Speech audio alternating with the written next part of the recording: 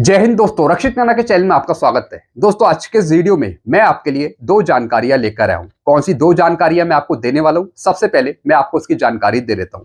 जैसे कि दोस्तों आप पीछे थंबनेल में देख रहे हैं, मैंने लिखा हुआ है 8वें वेतन आयोग में ऐतिहासिक बदलाव, जवानों जेसीओ को 2.81 फिटनेस ट्रैक्टर, जवान जेसीओ को 2.81, अधिकारियों को 2.75। जी हाँ दोस्तों, 8वें वेतन आयोग में कुछ ऐतिहासिक बदलाव हो सकते हैं, जैसे कि जवानों जेसीओ को ज्यादा फिटनेस फैक्टर देना, कितना 2.81, अधिकारियों को कितना देना 2.75। जी हाँ दोस्तों, अधिकारियों द्वारा यह मांग करी जा रही है 8वें वेतन आयोग से कि इस बार जवानों जेसीओ को सबसे ज्यादा फिटनेस फैक्टर दिया जाए, कितना 2.81, और अधिकारियों ने अपने लिए मांगा है कितना 2.75। जी हाँ दोस्तों, इसी पर कुछ लेटर में आपको दिखाऊंगा, कुछ प्रेजेंटेशन में आपको दिखाऊंगा, कुछ प्रपोजल में आपको दिखाऊंगा जो खुद अधिकारियों ने बनाए हैं। आपके लिए सबसे ज्यादा मांग रहे हैं फिटनेस फैक्टर, वो भी 8वें वेतन आयोग से। तो दोस्तों आगे चलकर जब 8 सीपीसी सिटी में आएगा या फिर शहर में आएगा, तो दोस्तों फिर 8वें वेतन आयोग के सामने ये प्रपोजल रखा जाएगा कि सबसे ज्यादा फिटनेस फैक्टर दिया जाए जवानों को, जेसीओस को, और अधिकारियों ने अपने लिए कम मांगा है। तो इसी पे दोस्तों कुछ और जानकारियां मैं आपको दूंगा, कुछ लेटर, कुछ प्रपोजल मैं आपको आगे दिखाकर समझाऊंगा। फिर दोस्तों एक और मैं आपको जानकारी दूंगा, एएफटी का एक जजमेंट आया है एक जवान के हक में। जी हाँ दोस्तों, एक डीएससी के पेंशनर हैं जिनकी टोटल सर्विस है 14 साल 4 महीने। रिकॉर्ड की तरफ से, पेंशन डिस्पेंसिंग एजेंसी की तरफ से मना कर दिया था कि इनको पेंशन नहीं मिलेगी, लेकिन दोस्तों इनका केस पहुंच गया एएफटी। तो एएफटी की तरफ से दोस्तों एक फैसला आया है जो मैं आपको आगे समझाना चाहूंगा कि अगर आपकी सर्विस कम है, अगर पेंशन एलिजिबल के लिए सर्विस आपकी कम है, तो दोस्तों उस बेस पर भी आपको पेंशन दी जा सकती है। क्या है पूरा केस, आगे समझाऊंगा विस्तार से। फिर दोस्तों एक और मैं आपको जानकारी दूंगा, जैसा आपको बताया आज जेसीएम की शिव गोपाल मिश्रा जी की भारत सरकार के साथ मीटिंग थी कर्मचारियों और पेंशनर्स की मांगों पर। दोस्तों आज वो मीटिंग संपन्न हो गई है, खत्म हो गई है, बस अभी तक मीटिंग के मिनट्स जारी नहीं करे गए हैं। कल परसों नरसों तक मीटिंग के मिनट्स जारी कर दिए जाएंगे, और फिर दोस्तों मैं आपको जानकारी दूंगा कि मीटिंग में एक्चुअली क्या क्या चीजें डिस्कस हुई आपसे संबंधित। तो दोस्तों फिलहाल अभी अपडेट है कि मीटिंग समाप्त हो चुकी है, अभी मीटिंग के नोट्स जारी नहीं करे गए हैं। कुछ दिन में मीटिंग के नोट्स भी जारी कर दिए जाएंगे, शायद कल या फिर परसों तक। फिर बताऊंगा कि क्या क्या हुआ मीटिंग में। चलते हैं दोस्तों, जो मैंने आपको आप जानकारियां समझाई उस पर आगे बढ़ते हैं। जानकारी में आगे बढ़ने से पहले एक छोटी सी अपील मैं आपसे करूंगा, और अपील है चैनल सब्सक्राइब की। देखने में आया काफी पेंशनर्स हैं जो वीडियो तो देख रहे हैं, लेकिन अभी तक उनमें से कुछ पेंशनर्स ने चैनल को सब्सक्राइब नहीं किया। ऐसे कितने पेंशनर्स हैं? 37%, और कितनों ने किया है? 62%। तो मैं आपसे अपील कर रहा हूं, जितने पेंशनर्स ने चैनल को सब्सक्राइब नहीं किया, तो वो पेंशनर फटाफट सबसे पहले चैनल को सब्सक्राइब कर लीजिए, ताकि आपको सही जानकारियां, ऑथेंटिक जानकारियां तुरंत मिल सके। चैनल सब्सक्राइब करने के आपको एक भी पैसे नहीं देने, सब कुछ आपके लिए फ्री में है। चलते हैं दोस्तों, जानकारियों में आगे बढ़ते हैं। सबसे पहले दोस्तों मैं आपको प्रपोजल समझाऊंगा। एक अधिकारी के द्वारा एक प्रपोजल बनाया गया। क्या लिखा है इसमें? प्रेजेंटेशन टू 8 सीपीसी बाय टी सेवा एट हैदराबाद 18 मई 2026। जी हाँ दोस्तों, वेतन आयोग की तरफ से पहले एक लेटर निकाला गया था, जिसमें वेतन आयोग ने बताया था, 8 सीपीसी ने बताया था कि हम हैदराबाद और तेलंगाना में आ रहे हैं। कब आ रहे हैं? 18 से 19 मई को सुझाव लेने। तो दोस्तों वहां पर जो अधिकारी हैं, अब वो 8 सीपीसी के समक्ष कुछ मांगे रखेंगे। तो दोस्तों उन्होंने 8 सीपीसी पर एक प्रपोजल बनाया है, जिसमें दोस्तों डिमांड करी है हाईएस्ट फिटनेस फैक्टर की। जी हाँ दोस्तों, ये मैसेज दिया है ब्रिगेडियर सीएस विद्यासागर जी ने आप सभी के लिए। अब दोस्तों यहां पे देखिए इन्होंने कौन कौन सी डिमांड रखी है। पहली डिमांड रखी है फिटनेस फैक्टर पे, यानी कि इन्होंने पहले ही एक प्रपोजल ड्राफ्ट कर लिया है, और इस प्रपोजल को ये 8 सीपीसी की वेबसाइट पे भी अपलोड करेंगे 31 मई से पहले। और दोस्तों जब मीटिंग करेंगे 8 सीपीसी के साथ हैदराबाद में, तेलंगाना में, तो दोस्तों फिर ये प्रपोजल रखा जाएगा। अब डिमांड रखी है फिटनेस फैक्टर की। Inflation since 2016 stand as on today 4.5%। जी हाँ दोस्तों, इन्फ्लेशन की बात कर रहे हैं कि किस तरीके से 2016 के बाद से कितनी महंगाई ज्यादा है, इन्फ्लेशन बढ़ा है। कितना परसेंट बताया है? 4.5%। फिर family unit to be 4.50 instead of 3 catering to supporting old age parents. जी हाँ दोस्तों, फैमिली यूनिट को बढ़ाने की मांग करी है कि फैमिली यूनिट को 4.50 इंक्लूड करा जाए 8 सीपीसी में, साथ ही साथ माता पिता को भी इंक्लूड करके। फिर commitment by of serving central government employ over next 10 years like education of children, marriage, construction of house, looking after old age parents. जी हाँ दोस्तों, फिर उन्होंने बात करी है कि सेंट्रल गवर्नमेंट के कर्मचारी, उनके जो माता पिता हो गए, उनके बच्चे हो गए, वो किस तरीके से सफर करते हैं, महंगाई से किस तरीके से सफर करते हैं। तो दोस्तों पूरे 10 साल बीत चुके हैं। अगर हम 2016 से अब तक देखें, 2026 तक देखें, तो दोस्तों कितनी चीजें बदल गई हैं।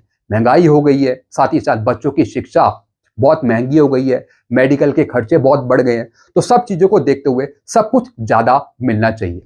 अब दोस्तों मैं मेन मुद्दे पर आता हूं, जहां पर इन्होंने हाईएस्ट फिटमेंट फैक्टर की डिमांड करी है। जी हाँ दोस्तों, अब दोस्तों यहां पे देखिए, fitment factor, the present method of fixing uniform fitment factor 2.57 for all level of employee in 7 CPC is unfair as lowest level, that is pay level 1 to 5 suffer the most। जी हाँ दोस्तों, इन्होंने बताया कि 7 CPC में 2.57 fitment factor दिया गया, जिससे निचले लेवल के कर्मचारियों को, पेंशनर्स को नुकसान हो गया, जिसमें जवान है, जेसीयू है। जी हाँ दोस्तों, यानी लेवल 1 से लेकर 5 तक, यानी सबसे ज्यादा नुकसान सिपाही, नायक और हवलदार को। The recommended varying fitment factor based on rank in the arm force is under. जी हाँ दोस्तों, आगे चलकर 8 सीपीसी में कितना फिटमेंट फैक्टर होना चाहिए। अब दोस्तों यहां पे देखिए, अधिकारियों के लिए मांगा है 2.75, एमएनएस के लिए मांगा है 2.77, जेसीओस के लिए मांगा है 2.79 और सबसे ज्यादा ओआर को दिया जाए 2.81। जी हाँ दोस्तों, यानी कि दोस्तों सिपाही, नायक, हवलदार को दिया जाए 2.81, फिर नायब सूबेदार मेजर को दिया जाए 2.79, फिर उससे लेवल के अधिकारियों के लिए, एमएनएस ऑफिसर्स के लिए 2.77 और फिर अधिकारियों के लिए यानी खुद के लिए मांगा है 2.75। तो दोस्तों हाईएस्ट डिमांड यहां पे कर दी है जवानों के लिए, जेसीओस के लिए, यानी हवलदार तक को 2.81 फिटमेंट फैक्टर दिया जाए, फिर जेसीओस के लिए 2.79। तो दोस्तों कहीं ना कहीं अब इन अधिकारियों को भी पता लगा है कि किस तरीके से नीचे लेवल के जो जेसीओ है, जवान है, उनको नुकसान हुआ 7 सीपीसी में। 7 सीपीसी में जेसीओ की पेंशन माइनस में चली गई। तो दोस्तों कहीं ना कहीं अब इनको ये पता लग गया। तो अब दोस्तों इन्होंने एक प्रपोजल बनाया है, अब ये प्रपोजल रखा जाएगा 8 सीपीसी के सामने। तो दोस्तों ये मैसेज है हैदराबाद तेलंगाना के अधिकारियों का। जी हाँ दोस्तों, जो हैदराबाद से बिलोंग करते हैं। तो दोस्तों कहीं ना कहीं जब ये मीटिंग होगी हैदराबाद में, जब पे कमीशन आएगा, तो दोस्तों फिर ये प्रपोजल रखा जाएगा अधिकारियों के द्वारा। तो दोस्तों देखने वाली ये बात होगी कि किस तरीके से वेतन आयोग इनके प्रपोजल को एक्सेप्ट करता है या नहीं करता। अगर प्रपोजल एक्सेप्ट होता है तो दोस्तों फिर कहीं ना कहीं 8 सीपीसी में ऐतिहासिक बदलाव भी हो सकता है। फिर जवानों जेसीओस को सबसे ज्यादा फिटमेंट फैक्टर भी दिया जा सकता है। तो दोस्तों ऐसा इन्होंने ये प्रपोजल बनाया। बाकी दोस्तों आपके अपने विचार क्या हैं, आप नीचे कमेंट में जरूर बताएगा। चलते हैं दोस्तों अगली जानकारी की तरफ। फिर दोस्तों एक और जानकारी मैं आपको दे रहा हूं, एएफटी का जजमेंट। सिर्फ 7 महीने की कमी पर रुकी पेंशन, आर्म फोर्स ट्रिब्यूनल ने दिलाया पूरा हक। जी हां दोस्तों, एक फैसला आया है विनोद कुमार जी के हक में। आदेश है 6 मई 2026 का। आर्म फोर्स ट्रिब्यूनल का ऐतिहासिक फैसला पूर्व सैनिक के हक में। जी हां दोस्तों, एएफटी के द्वारा एक फैसला दिया गया है। अब दोस्तों पूरा मामला क्या है, पहले मैं आपको यह समझा देता हूं। आवेदक पूर्व नायक विनोद कुमार ने पहले सेना सेवा के बाद 2008 को डिफेंस सिक्योरिटी कॉर्प्स में पुनः भर्ती ली। जी हां दोस्तों, पहले आर्मी से रिटायर हुए, उसके बाद ये डीएससी में चले गए। फिर उन्हें 2023 को 57 वर्ष की आयु पर आर्मी रूल के तहत डिस्चार्ज उन्हें कर दिया गया। डिस्चार्ज से पहले उन्होंने 14 वर्ष 4 महीने और 13 दिन की सेवा दी थी। जी हां दोस्तों, इनकी टोटल सर्विस थी डीएससी में 14 साल 4 महीने की। लेकिन इनको पहले पेंशन नहीं मिली थी, क्योंकि पेंशन लेने के लिए आपकी सर्विस होनी चाहिए 15 साल। न्यूनतम 15 वर्ष सेवा आवश्यक थी पेंशन लेने के लिए। लेकिन दोस्तों इनके 7 महीने 17 दिन की कमी रह गई। जी हां दोस्तों, 7 महीने 17 दिन की, यानी टोटल 229 दिन की इनकी कमी हो गई। इस वजह से इनको पेंशन नहीं दी गई। आवेदक ने 18 जुलाई 2023 को कमी को माफ कर पेंशन देने हेतु प्रतिनिधित्व किया। जी हां दोस्तों, जो आवेदक थे, नायक थे, उन्होंने प्रेजेंटेशन दिया कि मेरे जो महीने कम हो गए, तो मेरे जितने महीने कम हो गए उसको माफ करके मेरे को पेंशन दी जाए।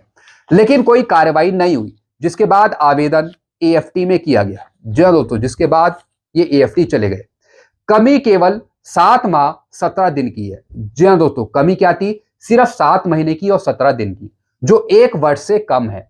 सर्वोच्च न्यायालय के निर्णय के अनुसार ऐसी कमी को माफ किया जा सकता है। जी हाँ दोस्तों, अगर आपके कुछ महीने या फिर दिन कम है, अगर आपको पेंशन नहीं दी जा रही, तो आप सीधा एएफटी पहुंच जाइए। एएफटी से आपके हक में फैसला हो जाएगा, जैसे इनके हक में फैसला हुआ। सरकार के पत्र दिनांक 20 जून 2017 में दूसरी पेंशन के लिए कोई छूट नहीं कहा गया था, लेकिन यह नीति सुप्रीम कोर्ट ने गलत मानी है। पैरा नंबर 173 डीएसआर पार्ट 1 2008 के अनुसार डीएससी कर्मियों पर भी सेना के पीबीआर वाले ही पेंशन नियम लागू होते हैं। जी हाँ दोस्तों, जो आर्मी रूल्स हैं वो डीएससी के पूर्व सैनिकों पर भी लागू होते हैं, पीबीआर पे लागू होते हैं। इसलिए 1 वर्ष तक की कमी को माफ किया जा सकता है और आवेदक दूसरी सेवा पेंशन का हकदार है। जी हाँ दोस्तों, यानी दोस्तों अगर आपकी डीएससी की सर्विस 13 साल 6 महीने से भी ऊपर है और 15 साल से कम है, तब भी आपको पेंशन दी जा सकती है। हालांकि इनकी सर्विस तो 14 साल 4 महीने थी। तो दोस्तों ये फैसला दिया है, 7 माह 17 दिन 229 दिन की कमी को कंडोन किया जा सकता है। जी हाँ दोस्तों, यानी कि इस कमी को हटाया जा सकता है, भुलाया जा सकता है, तो इसके बेस पर पेंशन दी जा सकती है। आवेदक को डीएससी की दूसरी सेवा पेंशन और अन्य पेंशनरी लाभ प्रदान किए जाएंगे। एएफटी ने ऐसा कहा है। पेंशन की गणना 1 फरवरी 2023 से की जाएगी, यानी कि जब से ये रिटायर हुए हैं। सभी बकाया राशि मिलेगी, 4 महीने के अंदर भुगतान किया जाए, ऐसा एएफटी ने आदेश सुना है। यदि 4 महीने में भुगतान नहीं किया गया तो बकाया राशि पे 6% ब्याज भी दे होगा। तो दोस्तों ये मैंने आपको जानकारी दी डीएससी के पेंशन के लिए कि किस तरीके से अगर आपकी सर्विस कम हो रही है, महीने कम हो रहे हैं, दिन कम हो रहे हैं, अगर आपको पेंशन नहीं दी जा रही तो फिर आपको दोस्तों पेंशन भी दी जा सकती है अगर आप कोर्ट चले जाते हैं। तो दोस्तों ये फैसला था। बाकी दोस्तों अगर आपको कोई दिक्कत है, आपको पेंशन नहीं मिल रही, कोई और दिक्कत है, तो आप नीचे भी कमेंट करके जरूर बताएगा। ऐसी जानकारी आपको आगे भी मिलती रहेंगी। तो ऐसी जानकारियां पाने के लिए आप चैनल से जुड़ सकते हैं, चैनल को सब्सक्राइब कर सकते हैं। चैनल का नाम है Rakshit Khanna. Thank you so much.